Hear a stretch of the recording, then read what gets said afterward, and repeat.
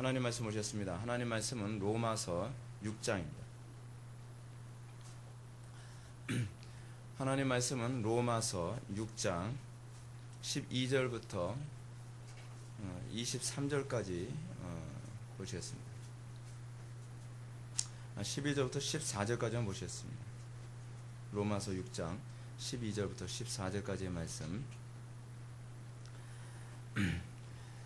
제가 읽겠습니다. 그러므로 너희는 죄가 너희 죽을 몸을 지배하지 못하게 하여 몸의 사욕에 순종하지 말고, 또한 너희 지체를 불의의 무기로 죄에게 내주지 말고, 오직 너희 자신을 죽은 자 가운데서 다시 살아난 자같이 하나님께 드리며 너희 지체를 의의 무기로 하나님께 드리라. 죄가 너희를 주장하지 못하리니 이는 너희가 법 아래 있지 아니하고 은혜 아래 있음이라. 아멘. 이 시간은 기독교 강요 오늘 제3권 19장 오늘 4절부터 6절까지 보시겠습니다. 율법의 강요가 아니라 자유로운 양심으로 기꺼이 순종함이라는 부분을 살펴보도록 하겠습니다. 우리가 지난 시간부터 계속적으로 율법으로부터의 자유함이라는 것이 무엇인가, 그리스도인이 자유함이란 무엇인가 라고 하는 부분에 관해서 우리가 살펴보고 있습니다. 지난 시간에 우리가 그리스도인이 자유함에 관한 첫 번째 기초를 살펴봤습니다. 첫 번째 기초는 무엇입니까? 칭의입니다. 의롭다 칭함을 받음. 우리가 율법으로부터의 자유함이라고 했을 때 우리가 항상 전제로 염두에 두어야 될 것이 있습니다. 자유를 먼저 얘기해야 되면 방종이 됩니다. 항상 의로움, 예수 그리스도의 십자가의 은총으로 말미암아 의롭게 됨이라는 이 전제가 먼저 와야만 합니다. 우리가 간혹 가다가 복음을 전하는 데 있어서 이 자유함이라는 것을 먼저 전하고 우리가 어떻게 자유함을 얻게 되었는가라고 하는 걸 망각하게 되면 거기서부터 이제 심각한 문제가 발생하게 됩니다. 오늘의 구원파에게서 나타나는 심각한 그 율법적 방종의 원인은 자유함만을 강조하였지, 그 자유함이 무엇이고 그 자유함이 어떻게 주어졌는지에 관한 이 자유함의 성질을 제대로 가르치지 않은 것이 문제입니다. 여러분, 우리가 의롭다 칭함을 받은 것은 어떻게 칭함을 받은 것입니까? 행위로 우리가 의롭다 칭함을 받은 게 아니죠. 우리는 100% 예수 그리스도의 의를 믿는 믿음으로 의롭게 된 것입니다. 그런데 예수 그리스도를 믿는 믿음으로 의롭게 됨이라고 하는 이 부분과 대조를 이루는 것이 무엇이냐면 로마 가톨릭의 자기들의 행위로 의롭게 되어짐이라고 하는 것 아닙니까? 근데 여러분, 그거를 자꾸 로마 가톨릭은 어떤 식으로 표현하냐면 그거를 성화라는 말로 자꾸 표현을 해요.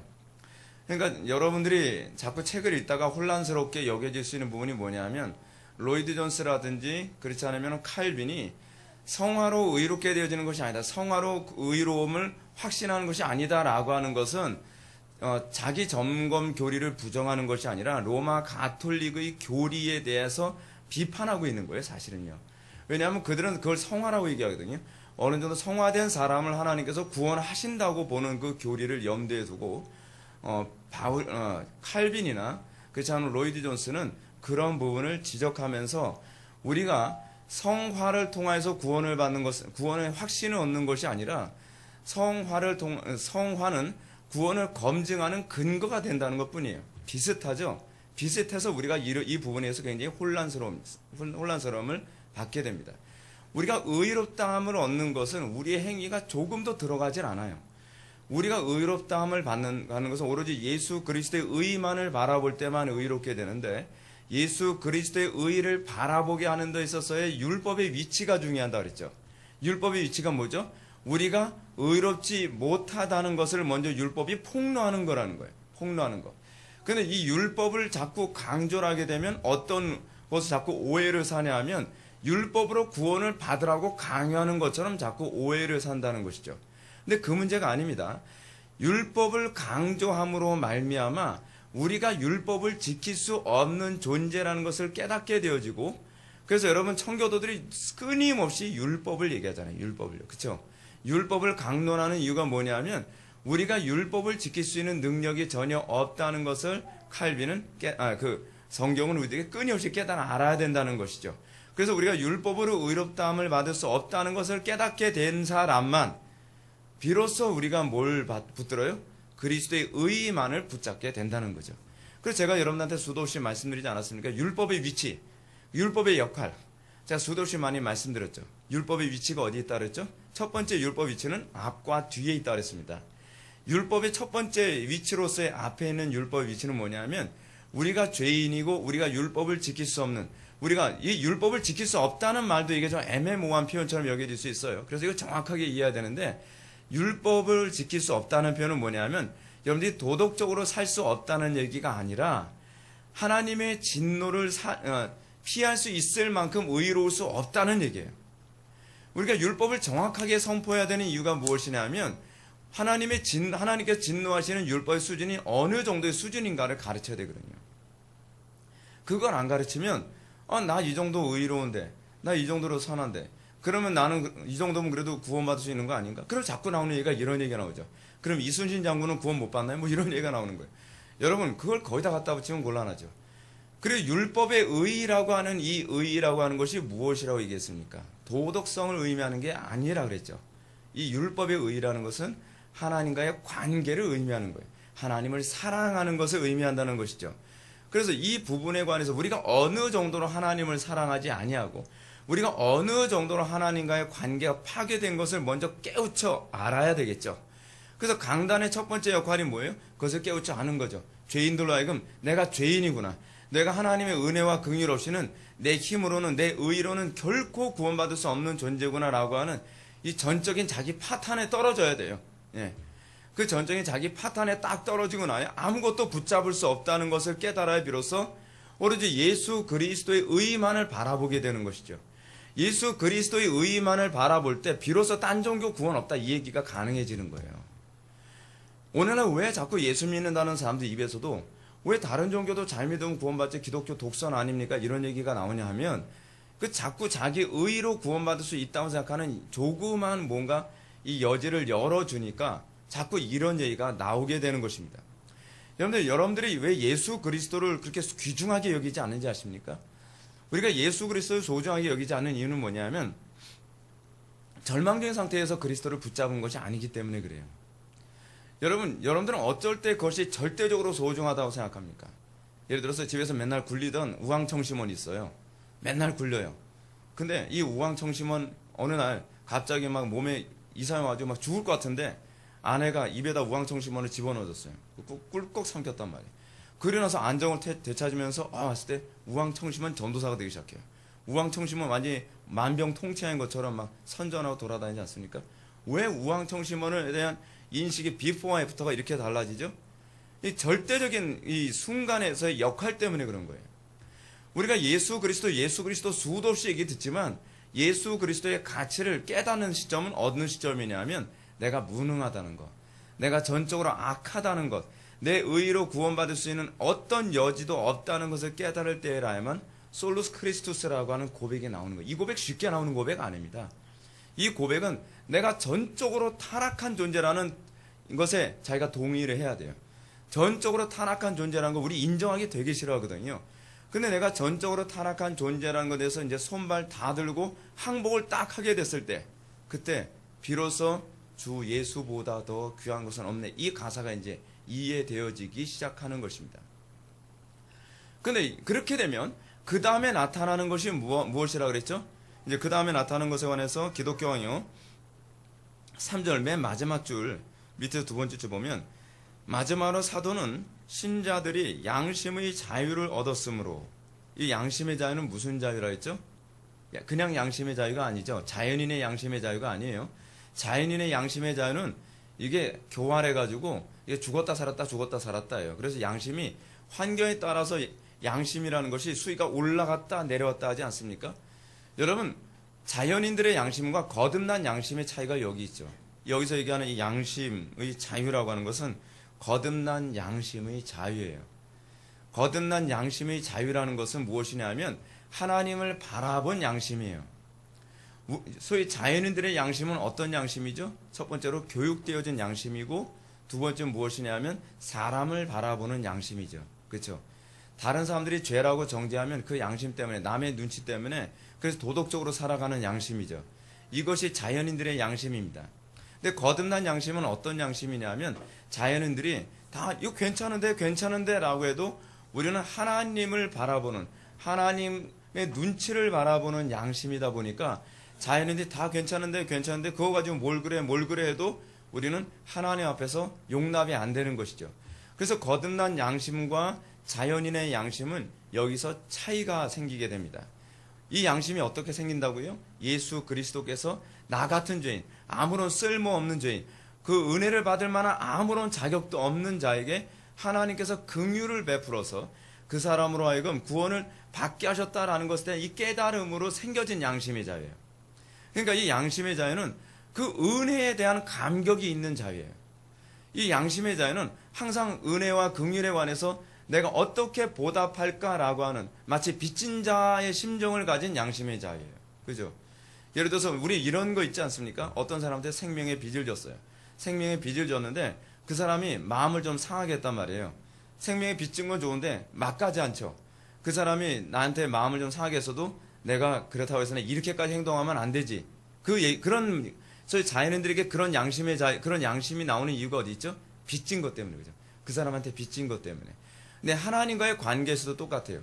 하나님과의 관계에서도 내가 어떤 처지에서 내가 어떤 존재인데 구원받았는가라고 하는 것을 깨닫고 난 다음에 생겨진 양심의 자유는 내가 하나님의 말씀대로 살지 않으면 내가 하나님께 이런 은혜 받은 자인데 내가 이렇게 살 수 있나, 이런 식으로 반응하는 양심의 자유입니다.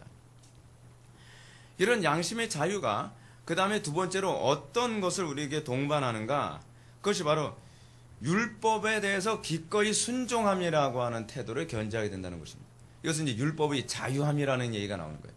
율법의 자유함이라는 것은 우리가 생각하는 것처럼 율법을 안 지켜도 되는 자유함이 아니라 그랬죠. 그렇죠? 율법을 여기서도 잘 표현한 것처럼 율법의 강요가 아니라 자유로운 양심으로 기꺼이 순종함이라고 얘기하는 것처럼 율법의 자유라는 것은 율법이 더 이상 억압으로 여겨지지 아니하고 율법이 뭐로 여겨져요? 율법이 비로소 기쁨으로 여겨지는 거예요. 율법으로. 예를 들어서 이제 어떤 사람이 국가에 세금을 내는데 자유하지가 않아요. 국가에 세금을 내는데 맨날 아까운 거예요. 그래서 맨날 탈세할 생각만 맨날 해요. 맨날. 근데 국가의 가치를 깨달았어요. 국가가 얼마나 소중한지를 깨달았어요.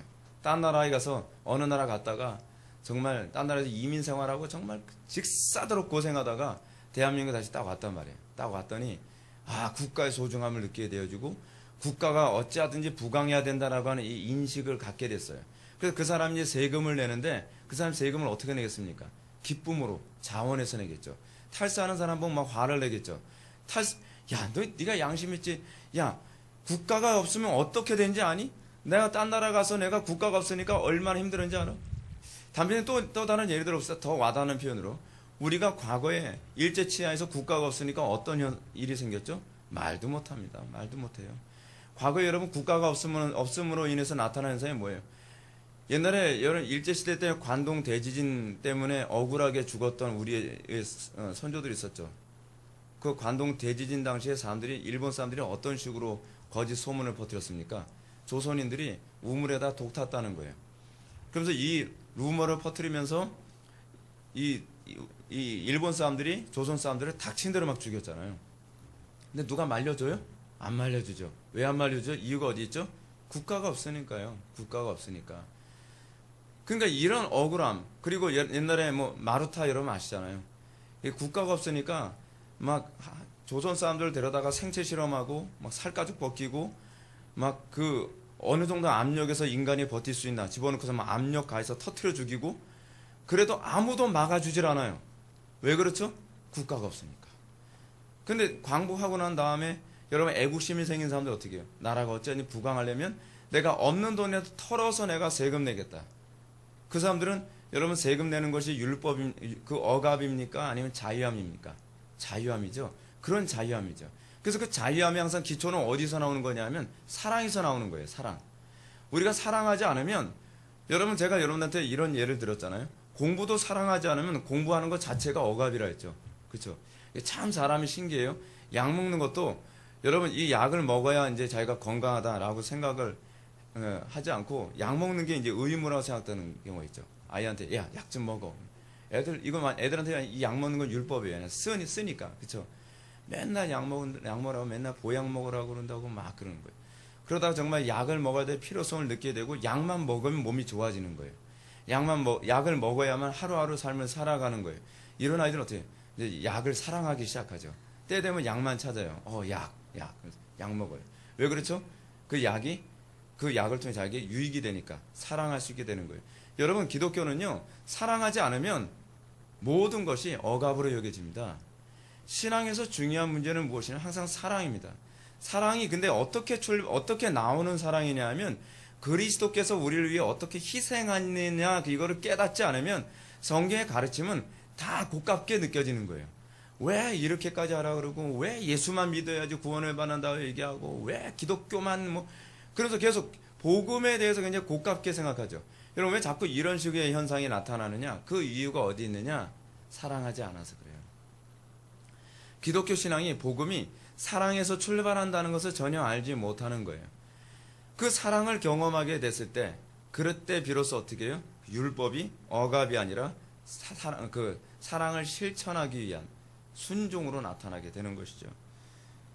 그래서 여러분, 순종 없는 이 자유라는 것은요, 사실 자유가 아닙니다.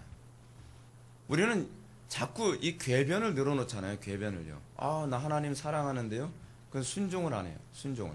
나 하나님 사랑하는데요. 그러면서 율법을 안 지켜요. 사랑하는 게 아니죠. 그죠? 예를 들어서 나 국가를 사랑하는데요 하면서 국가에 유익이 되는 건 하나도 안 해요. 그건 국가를 사랑하는 게 아니죠. 우리는 주변 사람들 중에서 그런 사람들 우리는 흔히 많이 보게 됩니다. 말로는 내가 몸담고 있는 회사를 사랑한대요. 그래서 회사 망할 짓만 골라서 해요. 회사 사장 속 뒤집어지는 일만 골라서 해요.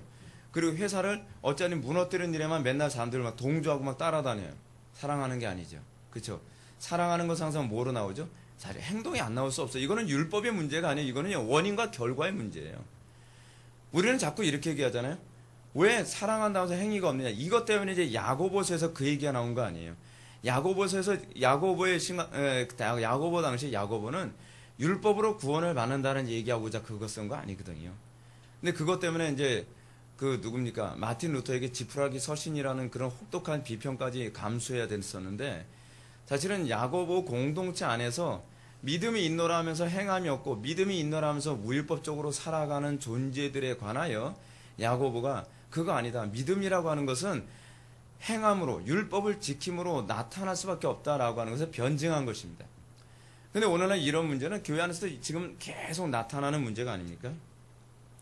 그래서 이제 4절에서 이제 나오는 것이 뭐냐면, 순종은 율법의 강요로 억지로 하는 것이 아님이라고 하는 부분이 나옵니다. 이 순종이 어떤 순종이냐?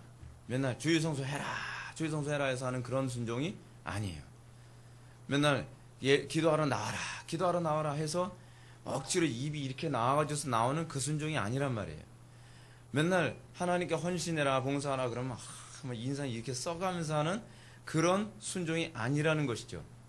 그래서 여러분, 항상 성경이 우리들에게 얘기하는 정말 믿음으로 순종함과 같이 동반되어지는 것이 뭐냐면 기쁨이에요.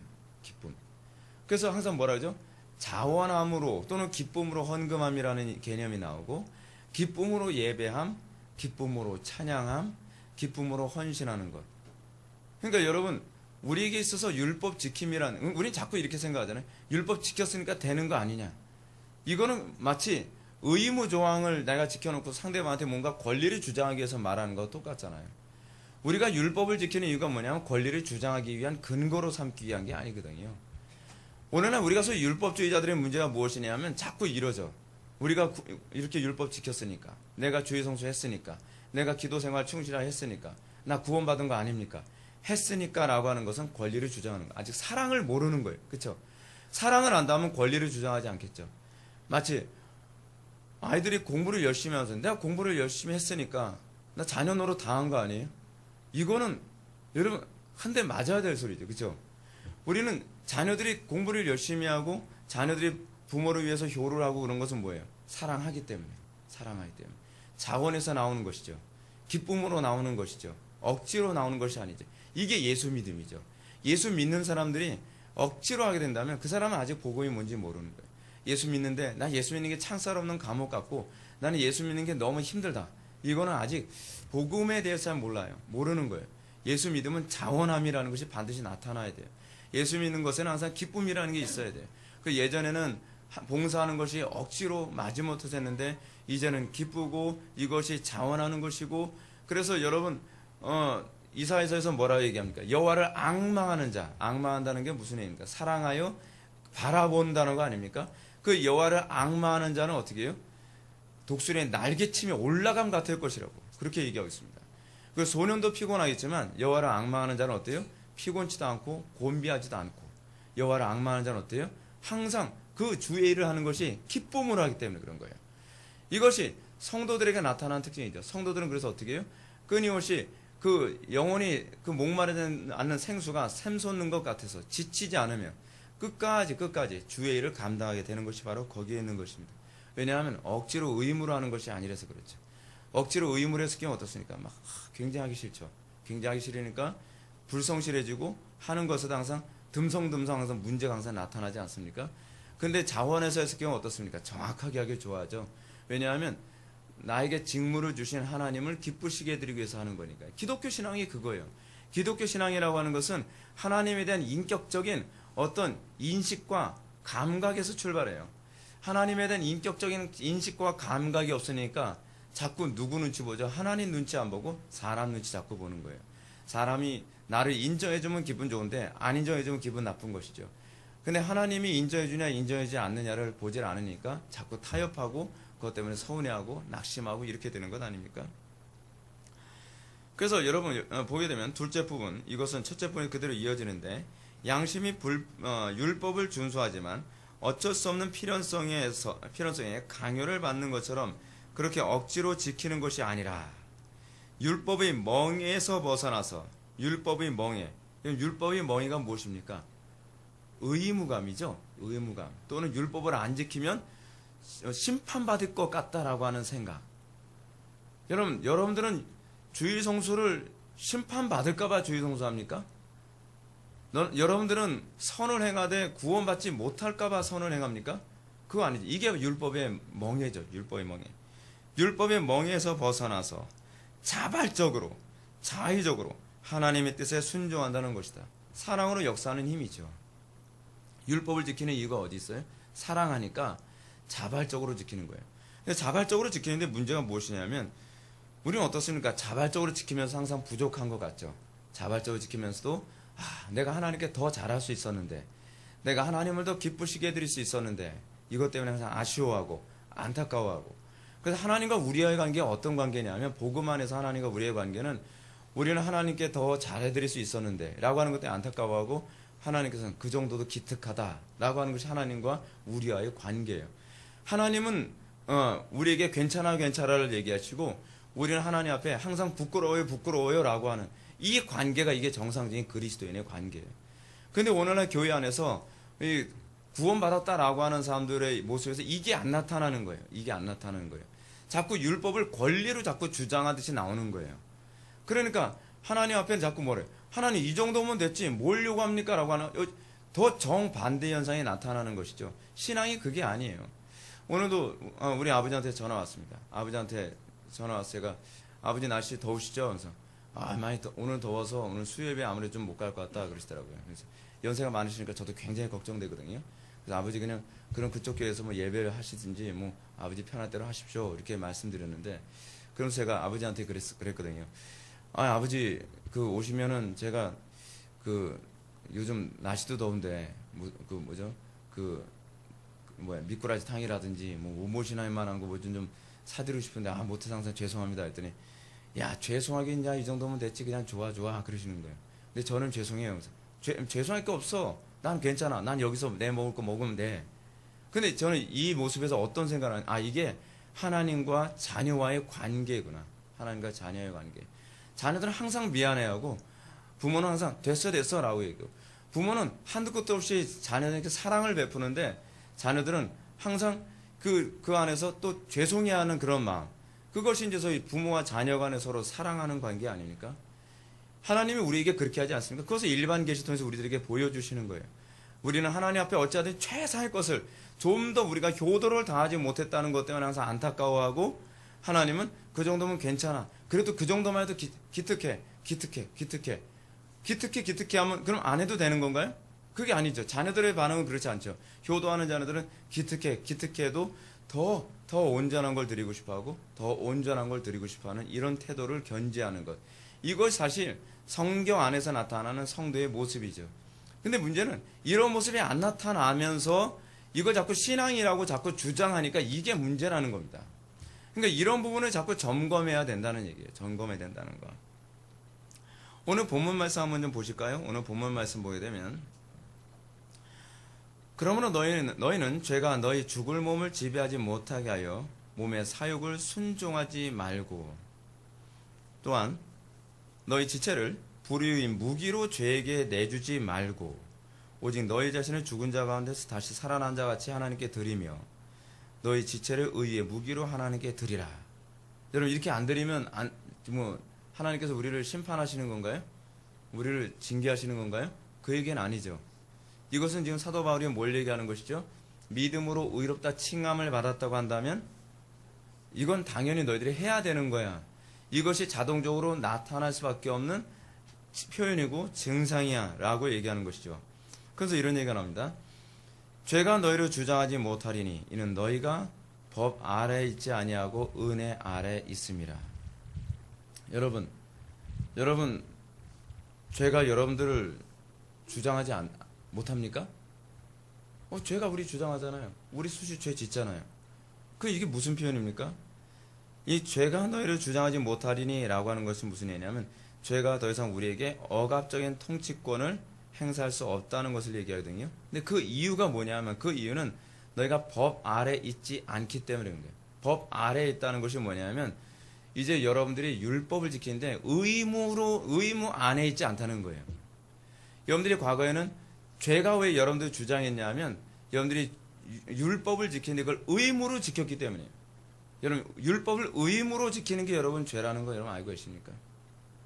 예를 한번 들어볼게요. 자식이 부모에게 자식 노릇하는데 명절 때마다 이제 뭐 물건 싸들고 오고 그러죠. 근데 의무 때문에 가는 거예요. 명절 좀 없었으면 좋겠어. 맨날 명절 때 되면 바쁜데 그 먼 데까지 맨날 차 몰고 가야 되고 차 엄청 밀리고 의무로 가요. 의무. 여러분 우리가 율법 그렇게 지키는 거 아닙니까? 율법 좀 없었으면 좋겠어. 이 율법 때문에 얼마나 손해보고 힘든지 모르겠어. 이거거든요. 이거. 근데 여러분 부모를 사랑하는 자녀들이 율법을 부모가 자녀들이 부모를 사랑하면 어떻게 되죠? 명절 되면 기다려지죠. 그렇죠? 명절 되면 이제 부모님 얼굴 볼 생각하면 그 먼 거리 차 몰고 가면서 어떻게 막 기쁘죠. 부모 얼굴 볼 생각하니까. 그러면서 차 몰면서 그 먼 데까지 막 인파를 차의 이 교통 혼잡 다 감수해 가면서 거기까지 간단 말이죠. 그 뭐예요? 그게 은혜 아래 있음이에요. 그게 은혜 아래 있음. 은혜 아래 있음이라는 얘기가 무슨 얘기냐면 적극적이고 자발적인 순종을 살 수 있는 그런 마음을 갖게 됐다는 것을 얘기하는 것입니다. 그래서 우리가 이것과 관련해서 우리가 잠깐 좀 봐야 될 구절이 뭐냐면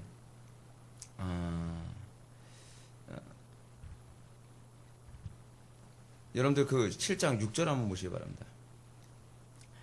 이제는 우리가 얽매였던 것에 대하여 죽었으므로 율법에서 벗어났으니 이러므로 우리가 영의 새로운 것으로 섬길 것이요 율법 조문의 묵은 것으로 아니할지니라 라고 얘기하였습니다. 얽매였던 것이 뭘 얘기하는 거죠? 이거 잘 기억하십시오. 얽매였다는 것이 뭐냐면 하나님을 미워하는 마음으로 율법을 지키는 거예요. 여러분 우리가 하나님을 미워하는 마음으로 율법 지키는 것에 대해서 여러분들이 죽었습니까? 문제는 그거예요. 그거. 우리가 율법을 지키는 그 문제는 뭐냐면 얽매였던 것에 대해서 죽어야 되는 거예요. 율법을 지키는 것이 그러니까 하나님을 미워하는데 억지로 의무로 율법을 지키는 이 태도가 죽지 않는 한 우리는 성경이 요구하는 모든 명령은 항상 괴롭고 고통스럽고 억압으로 여겨지는 거예요. 지금 여기서 얘기하는 게 이제는 우리가 얽매였던 것에 대해서 죽었다고 얘기하고 있습니다. 이것이 성도입니다. 성도는 율법을 지키는데 이제는 더 이상 의무로 지키지 않는다는 것이죠. 그래서 왜? 그래서 율법에서 벗어났으니, 이거 자꾸 오해하는 구절이죠. 율법에서 벗어났으니까 이제는 우리가 율법 안 지켜도 된다는 얘기? 그 얘기가 아니에요. 그 얘기가. 우리가 항상 하나의 성경 구절이나 우리가 어떤 책을 읽을 때 그 책의 전반적으로 이 용어를 어떻게 사용하고 전체적인 어떤 흐름과 신학적 구조를 염두에 두고 본문을 해석했을 때 오류에서 최소화되거든요. 그래서 율법에서 벗어났다는 것은 그 율법이라는 의미가 의무에서 벗어났다는 거예요. 의무. 여기서 사용하는 율법은 그런 의미입니다. 그러면 우리가 영의 새로운 것으로 섬길지니, 영의 새로운 것이 무엇이죠? 의무가 아닌 적극적 자발성을 얘기하는 거죠. 더 이상 의무가 아닌 사랑으로 우리가 그의 율법을 지킬 수 있게 됐다는 것이죠. 이것이 여러분, 우리가 그리스도인의 자유라는 교리가 가져다주는 의미입니다. 그래서 여러분들 399페이지를 한번 보시기 바랍니다. 율법의 명령은 마음을 다하고 성품을 다하고 힘을 다하여 내 하나님 여호와를 사랑하라는 것이다. 율법이 뭐예요? 율법이 이거잖아요. 마음을 다하고 성품을 다하고 힘을 다하여 내 하나님 여호와를 사랑하라. 근데 여러분, 흥미로운 게 뭐냐면 율법을 강론하잖아요. 강단에서. 율법을 강단에서 강론하면 회중들에게서 딱 두 가지로 반응이 나타나요. 여기서 아무도 예외가 없어요. 한쪽은 뭐냐 하면 율법을 지키기 싫어하는 사람들은 왜 계속 정죄를 해? 라고 반응을 합니다. 그래서 어느 시대든지 그 개혁자들이나 영적 대각성도 일으켰던 설교자들이 정죄 심하게 한다고 항상 막 욕을 먹고 그리고 막 공격을 받고 핍박을 받았던 이유가 거기 있었던 거예요. 또 하나 뭐냐면 하나님을 진정으로 사랑하는 사람들은 그 율법을 강론했을 때 내가 주님을 더 사랑하지 못했다는 것에 대한 탄식으로 가요. 딱 두 가지예요. 만약에 그 중에서 한 가지가 더 나와서 나는 그래도 난 저거 다 지켰어 라고 한다면 그 사람은 아주 강팍한 사람이죠. 예. 그럴 수가 없거든요. 나는 저렇게 다 지켰어 라고 한다면 그 사람은 정말 좀 대책이 없는 사람이에요. 그런데 난 다 지켰어, 나는 율법의 완성자야 라고 생각할 정도의 이 담대함을 가진 사람이 아니라고 한다면 우리는 딱 두 가지로 갈라져요. 율법에 대해서 너무 부담스러워하든지 내가 더 온전히 지키지 못했다는 걸, 그러니까 내가 하나님을 더 기쁘시게 드리지 못했다는 거예요. 표현한다면 내가 하나님을 더 기쁘시게 드리지 못했고 내가 하나님을 더 사랑하지 못했다는 것에 대한 탄식과 안타까움 때문에 그래서 회개가 나오는 것이죠. 그래서 회개가 두 가지의 방식으로 나타나는데 뭐냐면 내 죄가 지적을 받으면서 나 죄인이구나 라고 해서 회개가 나타나는 것도 있고요. 또 하나 뭐냐면 이미 구원받은 사람은 내가 하나님을 더 사랑하지 못했구나 라고 하는 것 때문에 그래서 회개가 나와요. 그래서 항상 예배에서 우리에게 요구되어지는 회개는요, 끊임없어요. 주님 앞에 가는 그날까지 우리는 끊임없이 회개의 삶이 계속 연속적으로 나타날 수밖에 없습니다. 그래서 399페이지 그 4절의 밑에서 네 번째 줄 보게 되면 율법은 완전한 사랑을 요구하기 때문에 불완전한 것은 모두 정죄한다. 그러므로 아무리 선을 행하여 그 행위 속에 선한 것이 조금은 있다고 인정받고 싶어도 그 행위가 불완전하다는 그 사실 자체가 바로 율법을 범하는 것일 뿐이다. 이렇게 얘기했습니다. 율법이 여러분 요구하는 바가 무엇이냐면 율법은 완전한 사랑을 요구해요. 율법은요. 여러분 율법은 완전한 사랑을 요구한다는 것이 여러분 무슨 얘기인지 아시죠? 아무리 잘해줘도 뭐랄까요? 여러분 이렇게 집착하는 사람 있잖아요. 집착하는 사람은 아무리 잘해줘도 나한테 이 정도밖에 못해줘? 뭐 그러는 사람들 있잖아요. 나를 이 정도밖에 안 사랑하는 거야? 뭐 그런 거. 예를 들어서 그 생일날, 그 와이프 생일날 뭐 아주 좋은 그 제니시스 EQ 900을 딱 사줬어요. 여보 생일 선물이야. 당신이 좋아하는 색깔 흰색. 근데 하는 얘기가 흰색은 그렇다 손 치는데 아니 당신이 나를 사랑한다면서 고작 이 정도예요? 아니 크라이슬러나 아우디 그런 거 좋잖아요. 그 흰색 이쁜 거 많은데 왜 하필 그거 제니시스 당신이 타요. 여러분 그게 율법주의예요. 우리가 율법주의라고 하는 것이 뭐냐면 항상 100%를 요구해요. 100%를. 근데 그거를 누구한테 요구하냐면 항상 나한텐 적용 안 하고 남한테 적용하죠. 남한테. 근데 여러분 강단에서 설교를 할 때는요 항상 그 라인으로 설교를 해요. 왠지 아세요? 여러분들이 심판을 안 받으려면 그 라인을 만족시켜야 돼요. 그 라인을 만족시키지 않으면 여러분들 적어도 의로 여러분들의 의로 여러분들의 선행으로 구원을 받으려고 한다면 하나님 앞에서 여러분들이 너는 그래 무죄라는 선언을 들으려면 여러분들의 선행은 그 100%를 채워야 돼요. 그래서 하나님께서 심판하시는 기준을 강단에서는 계속 그 기준을 가르쳐줘야 돼요. 계속 가르쳐주죠. 그러면 어떻게 되죠? 점점 그 설교를 들으면서 내 의로는 구원을 받을 수 없는 것이구나. 결국 강단 설교는요 연애 행할 수 없는 수준을 얘기하는 것이기도 해요. 왜 그렇죠? 항복을 받아내기 위해서요. 항복을. 그 항복을 받아내서 어떻게 해요? 100% 율법을 준수했던 예수 그리스도의 의만을 기대하도록 만드는 거예요. 그것만을 붙잡게 만드는 것이죠.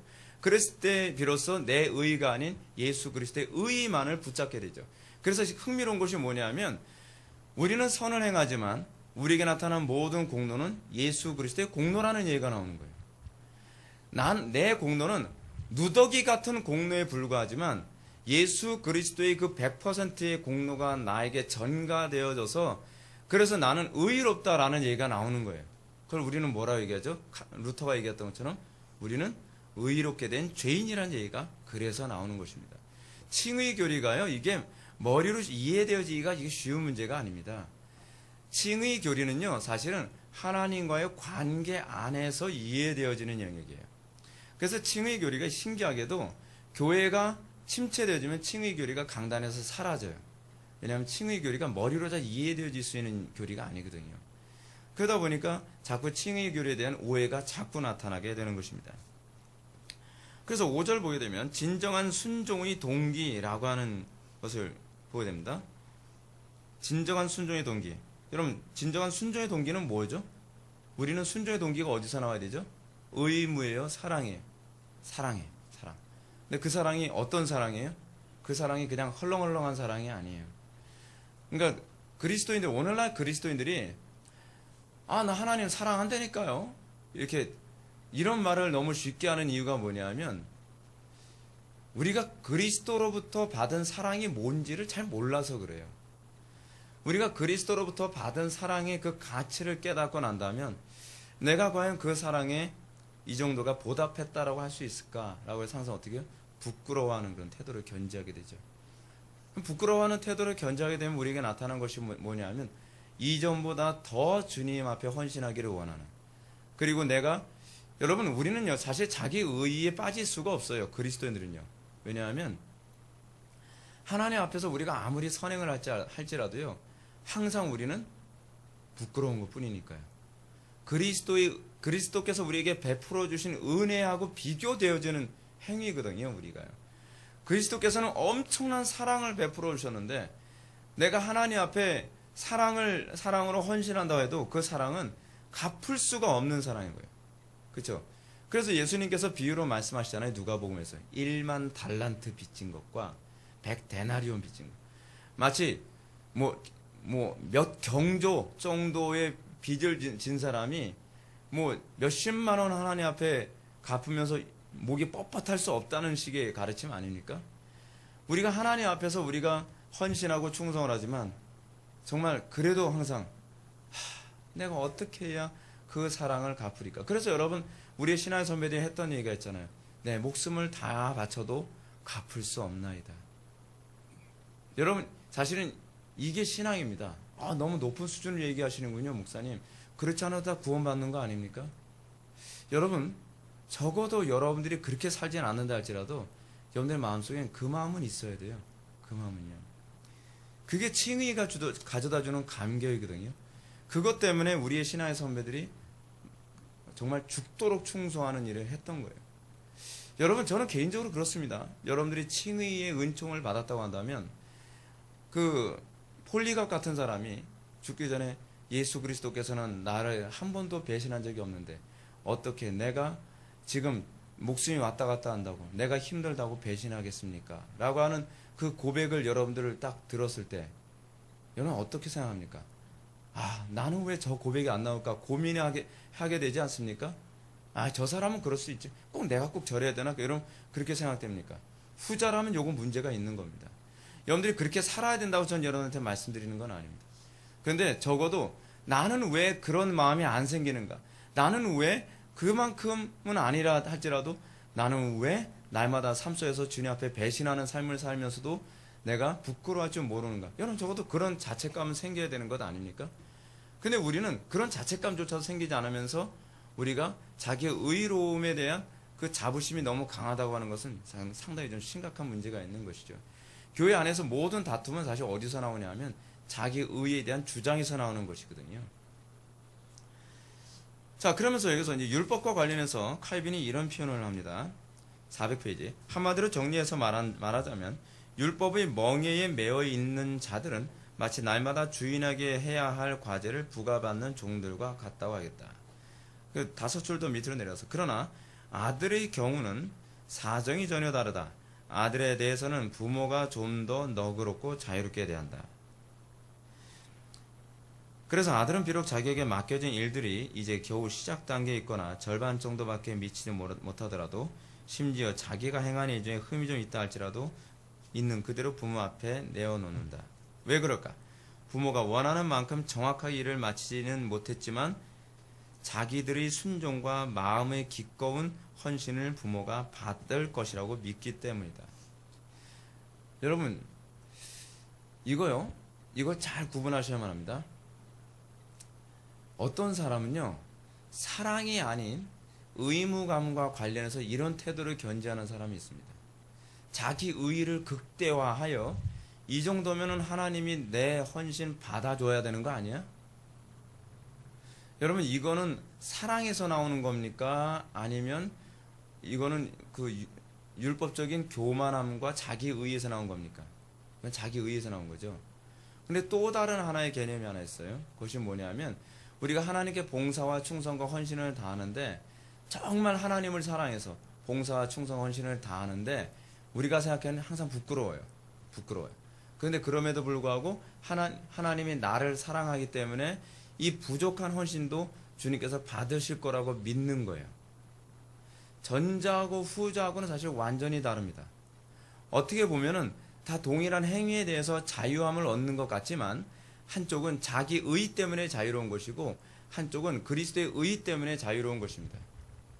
이거를 우리가 구분하지 못하면 우리는 내가 믿음으로 자유함을 얻는다라고 착각을 하기가 쉬워져요.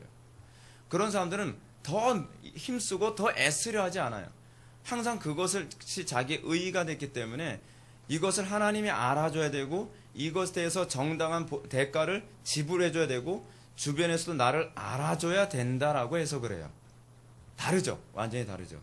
근데 우리가 하나님 앞에 정말 부끄러운 헌신과 충성을 했다 하잖아요. 예를 들어서 두렙돈 과부처럼 그 두렙돈 정도밖에 헌금할 것이 없지만 내가 정말 하나님을 사랑하고 정말 하나님을 기쁘시게 해드리기 위해서 그래서 이 부족하지만 그리고 남들 보기도 부끄럽지만 이 두렙돈을 헌금했을 때에 그가 믿음으로 헌금했다고 한다면 하나님께서 받으실 거라고 믿는 것이죠.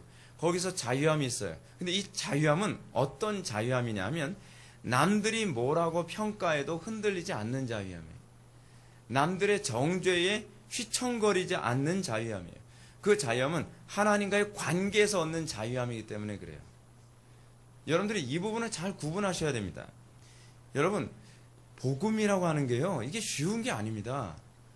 이게 성경의 교리라고 하는 것이 이게 쉬운 문제가 아니에요. 수많은 천재들도 이 교리 문제가 논쟁하면서 막 이리 휘청 저리 휘청 막 넘어가는 게 이게 교리란 말이에요.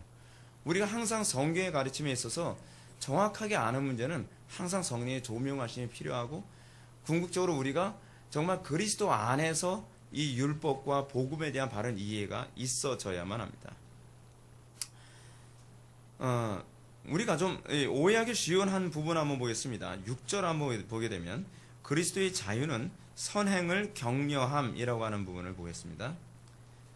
그리스도의 자유는 선행을 격려함. 자유롭기 때문에 선행을 안 해도 되는 것이 아니라 이 자유 때문에 우리는 더 선행을 하게 된다는 거죠. 그것도 적극적이고 능동적으로요. 근데 그것과 관련해서 오해하기가 딱 좋은 그런 구절이 하나 있습니다. 여러분 401페이지로 넘어갑시다. 401페이지 첫 번째 패러그래프, 중간 패러그래프를 말씀드리는 겁니다. 그리하여 첫째 줄부터 바울은 여기 14절의 말씀을 통해서 그들이 율법에서 자유함을 얻었다는 사실을 지적하여 그들을 위로하고 있는 것이다. 자, 율법으로부터의 자유. 여러분들은 우리는 때론 제가 여러분한테 언젠가 이런 말씀을 드렸습니다. 자꾸 여러분들이 제가 가르치는 것에 가서 오해를 살까봐 제가 이런 말씀을 드렸어요. 여러분들이 어느 날 사랑하는 부모님이 예수를 안 믿는데 교통사고로 병원에 입원했다고 전화를 받았습니다. 예배당에 오는 길이었어요. 그럴 때 여러분들은 그래도 예배당에 와야 됩니까? 그렇지 않으면 예수 믿지 않는 부모님이 저 예수쟁이들은 부모도 모르는 아나무인이구나 라고 오해를 살까봐 병원으로 가야 된다 그랬습니까? 이거 사실 기계적으로 얘기해서도 사실 안 되는 부분인데 여러분들한테 이해를 돕기 위해서 그런 말씀 드린 거예요. 왜냐하면 자꾸 오해하는 경향이 많이 있으니까. 그럴 때 어떻게 하는 것이 오히려 더 현명하다고 말씀드렸어요? 예배 드리는 것보다는 자기 부모님 돌아가실지도 모른다 뭐 한다는 그런 상황이니까 가야죠. 그렇죠? 왜냐하면 율법은 사랑이니까요. 근데 그 가운데서 여러분 이제 이럴 경우가 있습니다. 그럴 경우에 교회 안에서 이제 정죄를 할 수 있어요. 이 집사 신앙 좋은 줄 알았더니 글쎄 자기 부모님 교통사고 당했다고 그 예배도 참석 안 하고 병원에 가? 우리 다른 사람이 정죄할 수 있죠. 다른 사람이 판단할 수 있어요. 여러분 그런 문제조차 저는 나쁘게 보면 안 됩니다. 왜냐하면 각 사람마다 신앙의 수준과 높이에 따라서 하나의 현상에 대해서 해석하는 것이 좀 성숙할 수도 있고 미성숙할 수 있어요. 우리는 그것에도 좀 초월할 수 있었으면 좋겠어요. 교회가. 근데 자꾸 이런 얘기가 나와요. 어떻게 교회 안에서 저럴 수 있냐는 거예요. 여러분 교인들의 이 영적 수준이 다 똑같습니까? 다 엘리베이터 타고서 한꺼번에 같이 올라가는 게 아니란 말이에요. 어떤 사람은 오래 다녀서도 신앙이 좀 느리게 올라가는 사람이 있고 어떤 사람은 온 지 얼마 안 돼서 미숙할 수도 있고 어떤 사람은 교회 나왔는데 아직까지 회심의 경험을 하지 않고 그것을 율법적으로만 바라보는 수준밖에 안 되고 교회는 다양한 계층들이 있단 말이에요. 근데 그런 몇몇 사람들의 정죄와 어떤 말을 들으면서 이 교회는 사랑이 없다 이렇게 얘기하면 여러분 곤란합니다. 그렇게 평가한다면 그건 사단이 좋아하는 얘기지 하나님이 기뻐하시는 얘기가 아니에요. 근데 또한 그렇게 교통사고를 당해서 부모님이 교통사고 당했기 때문에 이 사람이 고민하면서 정말 내가 핸들을 예배당으로 돌려야 되나 예배당으로 가야 되나 아니면 병원으로 돌려야 되나 이거 아주 굉장히 고민하다가 마음으로 기도하면서 그래 하나님께서는 지금 내가 이런 것을 기뻐하실 거야 라고 하는 이 사랑의 이 마음으로 믿음으로 그가 핸들을 돌려서 병원에 찾아갔어요. 그때 그 사람이 정말 믿음으로 갔다고 한다면 여러분 그 사람이 율법의 자유함을 얻을까요? 아니면 정죄받을까요? 자유함이 있죠. 그게 기독교 신앙이에요. 그게 기독교 신앙. 그래서 가끔가다 그렇게 행동을 하면 우리는 일관성이 없다고 얘기해요. 여러분 그렇지 않아요. 그래서 예수님이 정죄를 받은 이유가 거기 있어요. 예수님이 일관성이 없는 사람처럼 보였거든요. 예수님 어쨌든 아주 율법주의자들보다 더 날카롭게 율법을 지키는 것 같은데 어쩔 때는 자기 그 제자들이 그 안식일날 별을 비벼서 그걸 먹으니까 이 사람 이주인격자다. 어쩔 때는 막 율법을 철저하게 지켜야 된다고 막 하면서 마음까지도 가늠하면 안 된다라고 얘기하던 양반이 자기 제자가 벼 이삭 비벼서 먹으니까 그것도 안식일날 벼 이삭 비벼서 먹으니까 그거는 또 변호하네? 그런 겁니까? 아니죠. 율법의 정신이 사랑이고 율법의 핵심이 하나님 사랑, 이웃 사랑이라고 하는 그 개념에 충실한 거란 말이에요. 근데 우리가 이 원리적으로 복음을 바라보지 않으면 자꾸 기독교가 이 일관성이 어느 쪽으로 하냐면 율법적 일관성으로 가거나 그렇지 않으면 욕심의 일관성으로 가버려요. 사랑의 일관성으로 가야 된단 말이에요. 사랑의 일관성. 그렇게 그 부분과 관련해서 얘기하는 겁니다. 이 말씀은 이런 의미다. 즉, 첫 번째 패러그래프 셋째 줄입니다. 죄가 너희에게서 완전히 사라졌고 의가 너희 속에 거하고 있다는 것을 분명히 느끼지 못한다 할지라도 혹시 그 남아있는 죄 때문에 하나님께서 노여하지 않으실까 두려워하거나 낙심할 필요가 없다. 여기서 이 부분 여러분 거기다 펜으로 좀 쓰십시오. 노여하지 않을까라고 하는 것은요. 하나님께 진노하여 징계하지 않을까봐 그 얘기가 아니에요. 심판자로서 진노할까봐 라는 의미예요. 여러분 우리가 하나님의 말씀대로 살지 않을 때 하나님께서 우리에게 진노하실까 두려워하는 것이 정상입니까? 비정상입니까? 정상이죠. 정상이죠. 여러분, 아이들이 잘못하고 나서 아빠 눈치 보는 게 정상입니까? 눈치 안 보는 게 정상입니까? 눈치 보죠. 근데 아빠가 애 잘못했다 해서 죽이진 않죠. 너 잘못했네? 그냥 죽어야지. 당연히. 이리 와. 목 내. 그러지 않는단 말이에요. 그죠? 아빠가 잘못하면 어떻게 해? 자녀한테? 너 아빠하고 약속 어겼으니까 오늘 매 한 대 맞는다. 그래서 매를 때리는 그 정도의 두려움이잖아요. 우리가 하나님을 경외한다는 것은요, 지옥의 심판을 받을까봐 두려워하는 그 두려움이 아니에요. 우리가 하나님을 두려워한다는 이 표현, 이 경외한다는 것에 대한 개념을 제가 말씀드릴게요. 첫 번째는 하나님을 존경하면서 나오는 경외함이에요. 두 번째 뭐냐면 하나님이 주권자라서 살고 죽이고를 결정하시는 그런 분이시기 때문에 오는 두려움이에요. 세 번째 두려움이 뭔지 아십니까? 이건 사랑 때문에 생기는 두려움이에요. 아버지와 나와의 관계가 멀어질까봐 생기는 두려움. 여러분, 이런 두려움 없으니까? 여러분들이 죄를 범하고 나서 왜 괴로워하죠? 여러분, 죄를 범하고 나서 기도가 안 되면 왜 괴로워하죠? 하나님과 나와의 사랑하던 관계가 너무 좋았는데 이 관계가 요원해지는 것 같으니까 이것 때문에 괴로운 거예요. 여러분, 사랑하는 관계에서 정말 힘든 괴로움이 뭐냐면요, 진노가 괴로운 것이 아니라 관계가 멀어지는 게 괴로운 겁니다. 다윗이 우리아의 아내 밧세바를 범했을 때 다윗이 했던 게 뭐예요? 하나님의 진노를 괴로워한 게 아니에요. 하나님과의 관계가 요원해지는 것 때문에 괴로워한 거예요. 우리에게 있어서 가지고 있는 신앙에서의 이 경외함, 이 두려움이라고 하는 것은 적어도 이 세 종류의 요건은 채우고 있어야 돼요. 근데 제가 오늘날 교회 안에 있는 유사 그리스도인들, 소위 유사하지도 않은 그리스도인들에 관해서 제가 안타까워하는 것이 뭐냐면 하나님을 경외함이라든지 하나님을 사랑하면서 나오는 그 두려움, 관계가 멀어질 것에 대한 두려움, 그리고 이 하나님께서 징계하심, 여러분 하나님이 징계하심 얼마나 무서운지 아시죠? 그 징계하심에 대한 두려움도 전혀 없으면서도 자기는 그 믿음이 있노라라고 주장하고 있는 것 때문에 자꾸 점검하라고 하는 거예요. 점검하라는 거예요. 진짜 신앙은요, 적어도 이런 경외심을 갖게 되어 있거든요. 갖게 되어 있어요. 그래서 이 부분이 자칫 여러분 오해하게 되면 하나님께서 진노하시는 걸 두려워하는 것이 신앙이 아니라고 이렇게 오해하기가 쉬워요. 칼빈은 그런 의도가 아니에요. 칼빈이 우리가 우리가 정확하게 순종하지 않으면 하나님께서 진노하실까봐 두려워할까? 여러분, 우린 그것 때문에 두려워하지 않습니다. 우리가 두려워하는 것은 하나님을 기쁘시게 해드리지 못할까봐 두려워하는 것입니다. 이걸 여러분 오해하지 말라는 거예요. 왜 은혜로 말미암아 너희가 율법에서 자유를 얻었고 따라서 너희 행위가 율법을 기준으로 판단받거나 평가받지 않기 때문이다. 그렇죠. 여러분들 행위는 율법을 가지고서 여러분들 행위와 판단이 정죄받거나 비판받지 않아요. 하나님 앞에서요. 물론 사람들은 그렇게 평가할 수 있어요. 또 여러분 교회도 그렇게 평가할 수 있어요. 단편히 예를 들어서 여러분들이 어떠한 특정한 개인적인 사정이 있어서 정말 하나님 보시기엔 부끄러움 없는 사정이었지만 이 어쨌든 공동체 안에서 여러분들이 예배에 지각하게 되면 권징석에 앉는 거죠.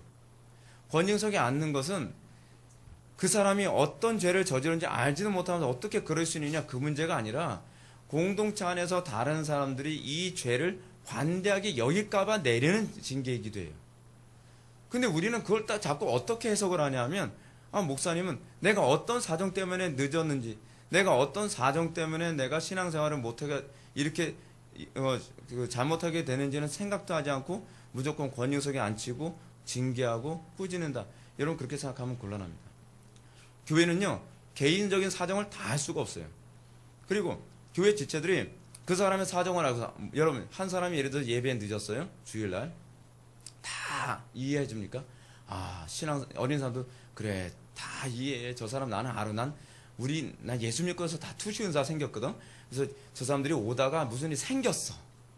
교통사고가 생겼고 남의 차를 긁었고 그건 어쩔 수 없었어. 그러니까 우리는 이해해야 돼. 그러지 않아요. 그 안에서 실족하는 사람이 있어요.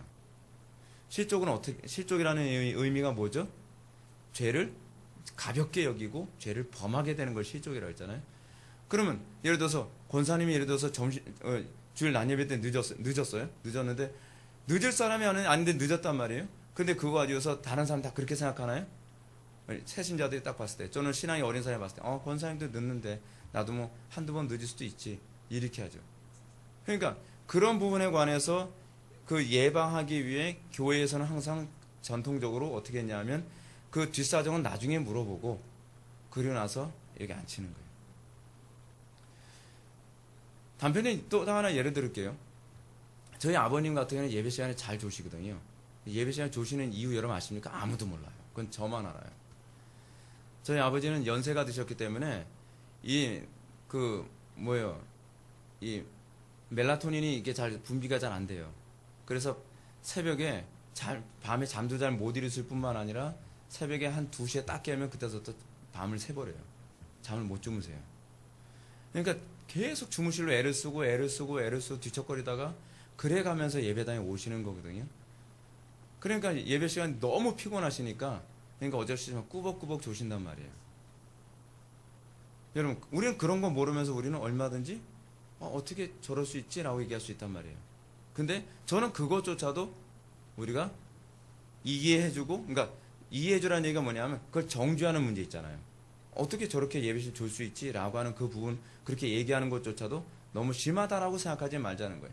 우리는 자꾸 서로가 서로를 용납해주는 입장이 아니라 서로가 서로를 자기만 이해해달라고 하는 그런 경향이 많이 있거든요. 그러면 안 돼요. 오히려 공동체 안에서는 오히려 신앙이 연약한 사람들이 있을 수 있다는 관점에서 내가 아닌 다른 사람을 먼저 이해해주는 관점으로 가야 서로가 실족하지 않고 사랑이 넘치고 은혜가 풍성한 공동체가 되는 겁니다. 근데 우리는 본성적으로 거꾸로 항상 판단하고 거꾸로 생각을 하죠. 그러니까 이게 항상 이게 문제인 거예요. 이게. 그러니까 이 복음을 정확하게 이해하지 않으면 나타나는 현상입니다. 그래서 하나님께서 우리의 행위를 판단하는 기준은 이젠 더 이상 율법이 아니에요. 하나님께서 우리의 행위를 판단하는 기준은 뭐냐면 아들이 예를 들어서 이거예요. 아들이 아버지한테 예를 들어서 제가 언젠가도 그런 말씀 드렸잖아요. 우리 아이들이 유치원에서 그 카네이션을 만들어 왔다 그랬잖아요. 카네이션 만들어서 어버이 생일, 어버이의 은혜에 감사합니다. 이렇게 써가지고서 아주 꾸깃꾸깃 막 접어가지고서 얼렁뚱땅 붙인 것처럼 이렇게 만든 거 가지고서 막 가져왔단 말이에요. 그죠? 근데 여러분 그게 완벽하기 때문에 감동받습니까? 야, 넌 완벽하구나. 난 눈물이 나올 것 같다. 그러지 않는단 말이에요. 뭐에 감동을 받죠? 그 고사리 같은 손 가지고 그거 아빠한테 엄마한테 뭔가 사랑을 표현하겠다고 만들어가지고서 와서 이게 조그만 게 와가지고 5살, 6살 된 애들이 와서 딱 붙여줄 때 그거에 감동을 받는 거잖아요. 하나님께서 우리에게 받는 감동이라고 하는 건요, 고작 그 정도밖에 안 돼요. 우리가 하나님 앞에 선을 행한다고 하는 것은요, 사실 하나님 보시기에는 지극히 초라하고 별 볼 일 없는 그런 선이요, 그런 행위란 말이에요.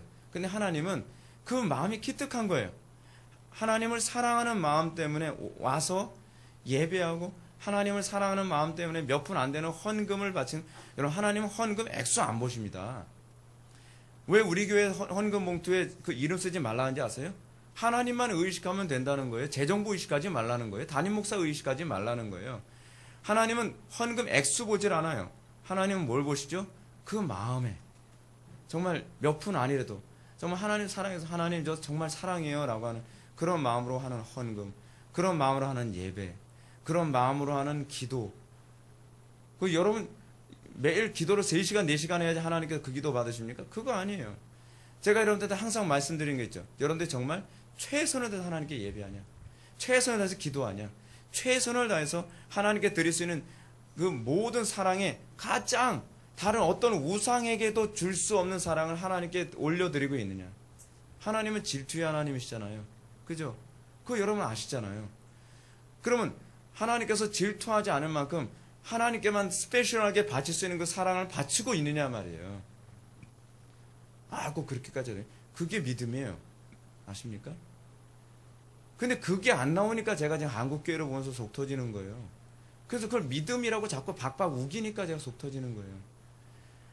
지금 여기서도 칼빈이 얘기하는 것이 뭐냐면 우리가 그냥 아무렇게나 막 살아도 하나님께서는 그냥 무조건 다 용납해 주시고 다 받아주시고 그 얘기가 아니에요. 하나님께서 우리 애를 받아주신다는 것은 그 아들이 아버지에게 초라해 보이는 선물 하나 하더라도 그 마음속에 사랑하는 마음으로 할 때에 그것을 다 용납해 준다는 그 율법적 기준이 아닌 사랑의 기준으로 그것을 받는다는 얘기입니다. 그러나 이제 율법 아래 있지 아니한, 그래서 그 다음에 나오는 얘기가 그거예요. 그러나 이제 율법 아래 있지 아니하니 죄를 지어도 무방하겠거니 하고 생각하는 자들이 있다면 그 사람들은 이 그리스도의 자유를 주장할 권리가 전혀 없는 사람이라는 사실을 알아야 한다. 이 자유는요, 어찌하든지 선을 행하고 어찌하든지 죄를 안 지려고 하는 자유지, 내가 죄를 져도 괜찮겠거니 라고 생각하는 자유함은 아니라는 거예요. 이 자유는 우리로 하여금 선을 행하도록 격려하는데 그 목적이 있기 때문이다 라고 얘기하고 있습니다. 사랑하는 성도 여러분, 우리가 이 율법에 관한 이 개념을 정말 이 칼빈의 기독교 강의 통해서 정말 정확하게 잘 이해할 수 있었으면 좋겠습니다. 성경이 얘기하는 율법의 위치가 무엇인가? 그리고 성경은 우리들에게 율법을 어떻게 가르치고 있는가? 그리고 그리스도인에게 있어서 자유하기 때문에 이제는 율법을 안 지켜도 되는가? 아니면 율법을 지키는 방식과 원리가 달라진 것인가? 우리가 이 부분을 정확하게 잘 이해해야만 합니다. 이것을 이해했을 때 신앙이 정말 탁월해질 수 있는 거예요. 그리고 이것을 이해하게 됐을 때 여러분들이 날마다 하나님과의 관계 안에서 이 확신이라는 걸 사실 거기서 나오는 겁니다. 확신이라는 것은 여러분 이거 잘 아셔야 돼요. 율법적 행위에서는 확신이 없어요. 확신이라는 것은 항상 어디서 나오냐면 사랑에서만 나와요. 사랑에서만. 근데 우리는 이 확신을 자꾸 어디서 찾으려고 하냐면 행위에서 자꾸 찾으려고 하죠. 또는 행위를 하지 않으면서도 확신을 찾으려고 하죠. 이 두 가지가 다 잘못된 거예요. 오늘날 교회 안에서 자꾸 행위가 없어도 확신을 가질 수 있다라고 주장하는 무율법주의라든지 행위를 통해서 확신을 가져야 된다고 하는 로마 가톨릭주의, 소위 알미니안주의들의 문제는 바로 여기 있어요. 우리의 확신은 어떤 확신이냐면 우리의 확신은 하나님을 사랑하기 때문에 그 사랑의 법 안에 거함으로 오게 되어지는 확신이에요. 사랑의 법 밖으로 나가면 여러분들이 아무리 구원을 받았어도 확신은 오지 않아요. 사랑의 법 안에서 내가 그리스도를 사랑하여 바라보기 때문에 오는 확신이에요. 그리스도를 사랑하게 되어진다면 여러분들은 마음을 다하고 뜻을 다하고 목숨을 다하고 힘을 다하여 여러분들은 헌신과 충성을 다하겠죠. 여러분 그 가운데서 여러분 무율법주의를 찾을 수 있을까요? 거기서 여러분 확신 없음을 찾을 수 있을까요? 이 두 가지가 같이 가요. 율법의 탁월함. 그래서 어디에 가든지 그 그리스도인은 존경을 받는 사람이 되고 그러면서도 그 사람은 항상 확신의 사람이 될 수가 있단 말입니다. 그러니까 여러분들이 이 신앙생활 안에서 율법과 이 확신에 관한 개념도 항상 사랑이라고 하는 개념, 하나님을 사랑하는 이 개념이 정확하게 염두에 두어졌을 때에 비로소 이 신앙의 개념이 잘 정리될 수 있다는 것을 믿으시기 바랍니다. 기도하시겠습니다. 사랑이 많으신 하나님 아버지, 우리가 예수 그리스도의 구원의 은총으로 말미암아 우리가 율법으로부터 자유함을 얻게 되어지고 이제는 우리가 율법을 억지로 지키지 아니하며 우리가 기쁨과 사랑으로 오히려 바리새인보다 더 적극적으로 주의 계명을 지킬 수 있게 하여 주심을 감사드립니다. 아버지, 우리가 그 안에서 더욱더 확신을 얻게 하여 주시고 그 안에서 담대함을 얻으며 그 안에서 기쁨으로 살아갈 수 있도록 은혜 베풀어 주옵소서. 예수님의 거룩하신 이름으로 기도하옵나이다. 아멘.